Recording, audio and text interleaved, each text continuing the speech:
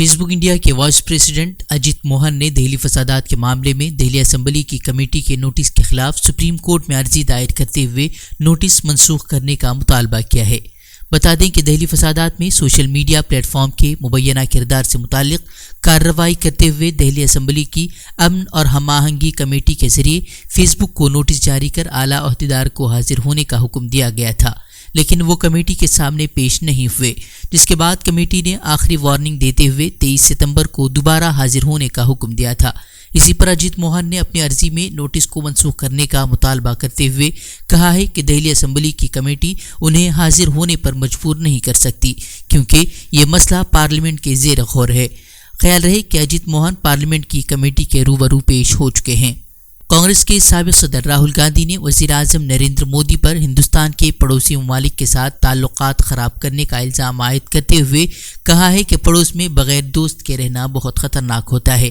راہل گاندھی نے ٹویٹ کیا کہ مسٹر مودی نے تعلقات کے اس جال کو برباد کر دیا جسے کانگریس نے قائم کیا تھا۔ ممبئی میں ہونے والی زبردست بارش کی وجہ سے عام لوگ پریشان ہو گئے ہیں۔ اس بارش کی وجہ سے جگہ جگہ پانی بھر گیا ہے اور سڑکیں تالاب کا نظارہ پیش کر رہی ہیں، جس کی وجہ سے گھٹنوں تک لوگوں کی گاڑیاں پانی میں پھنسی ہوئی ہیں۔ اس بارش نے ٹرینوں کی آمد و رفت کو بھی بری طرح متاثر کیا ہے۔ شہر کے کئی حصوں میں پانی کے بھراؤ کے سبب اور تیز بارش کے بعد ایمرجنسی خدمات کو چھوڑ کر سبھی پرائیویٹ اور سرکاری دفتروں کی چھٹی کا اعلان کیا گیا ہے۔ کورونا وائرس کے بحران کی وجہ سے تقریباً 5 ماہ کے بعد 14 ستمبر کو شروع ہونے والا پارلیمنٹ کا مانسون اجلاس قبل از وقت ختم ہو سکتا ہے۔ یہ اجلاس 18 دن کا تھا اور اس کا اختتام 1 اکتوبر کو ہونا تھا، لیکن کورونا وبا کے بحران کے مزید شدید ہو جانے کی وجہ سے اجلاس آج ہی ختم ہونے کا امکان ہے۔ مشرقی لداخ میں سرحدی کشیدگی کے بعد سینئر کمانڈروں کے چھٹے اجلاس میں بھارت اور چین کے درمیان کئی امور پر اتفاق ہوا ہے۔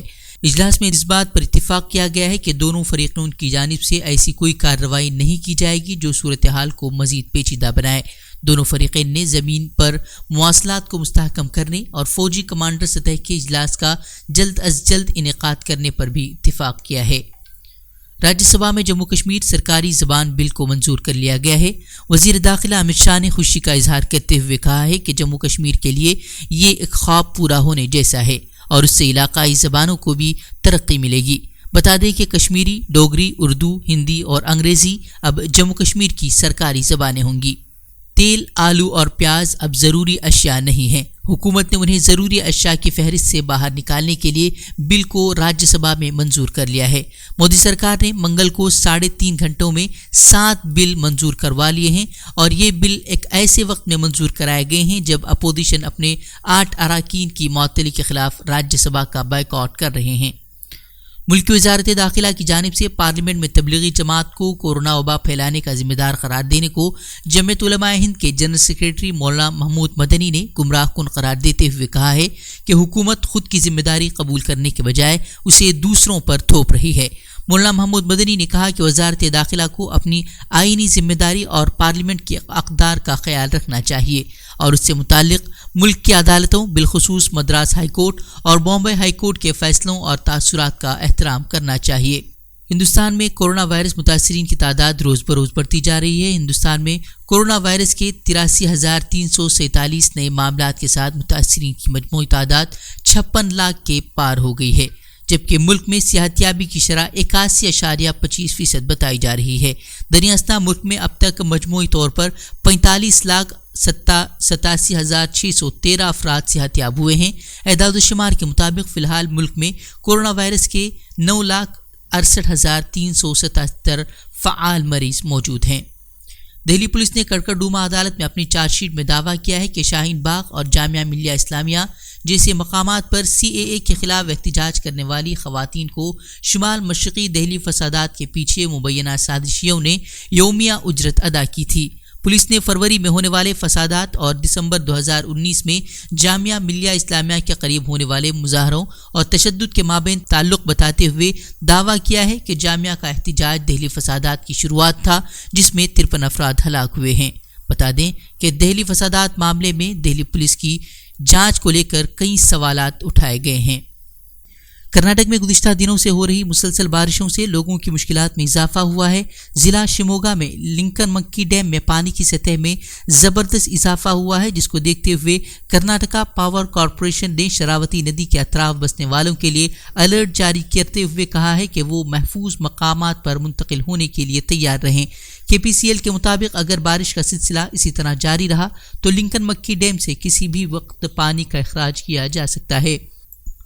ترک صدر رجب طیب اردوغان نے اقوام متحدہ کی جنرل اسمبلی میں ایک بار پھر مسئلہ کشمیر کو اٹھایا ہے۔ ترک صدر نے کہا کہ مسئلہ کشمیر ایک سلگتا ہوا مسئلہ ہے اور جموں کشمیر کو خصوصی ریاست کا درجہ دینے والے آرٹیکل 370 کے خاتمے کے بعد مسئلہ اور بھی سنگین ہو گیا ہے۔ ترک صدر نے اقوام متحدہ کی قراردادوں کے ڈھانچے کے اندر بات چیت کے ذریعے بالخصوص کشمیر کے عوام کی توقعات کے مطابق اس مسئلے کو حل کرنے پر زور دیا ہے۔ جموں کشمیر کے حوالے سے اقوام متحدہ کی جنرل اسمبلی میں ترکی کے صدر رجب طیب اردوغان کے بیان پر اقوام متحدہ میں ہندوستان کے مستقل نمائندے TS تریمورتی نے سخت احتجاج کرتے ہوئے کہا ہے کہ ترکی کو دوسرے ممالک کی خود مختاری کا احترام کرنا سیکھنا چاہیے۔ فلسطین نے متحدہ عرب امارات اور بحرین کے اسرائیل کے ساتھ امن معاہدوں کی مذمت کرتے ہوئے احتجاجاً عرب لیگ کے آئندہ اجلاسوں کی چیئرمین شپ سے دستبردار ہونے کا اعلان کیا ہے۔ فلسطینی وزیر خارجہ نے واضح کیا ہے کہ کسی بھی عرب ملک کے اسرائیل کے ساتھ باضابطہ تعلقات استوار کرنے کے لیے سمجھوتوں کو تسلیم نہیں کیا جائے گا۔ ویب سیریز کے لیے مشہور اسٹریمنگ سروس نیٹ فلکس کئی ممالک میں اپنے فحش مواد کی وجہ سے تنقید کا سامنا کر رہا ہے۔ ایسے ماحول میں ملیشیا نے اسلامی اقدار کو بنیاد بنا کر ایک نئی اسٹریمنگ سروس شروع کرنے کی طرف قدم بڑھایا ہے۔ بتایا جا رہا ہے کہ یہ پلیٹ فارم مسلمانوں کے لیے حلال ٹی وی کی ضرورتوں کو پورا کرے گا۔ اس پلیٹ فارم کو نور فلکس کا نام دیا گیا ہے۔ نور فلکس ملیشیا کی پہلی ایسی اسٹریمنگ سروس ہے جو شریعہ کو خیال میں رکھتے ہوئے تیار کی گئی ہے۔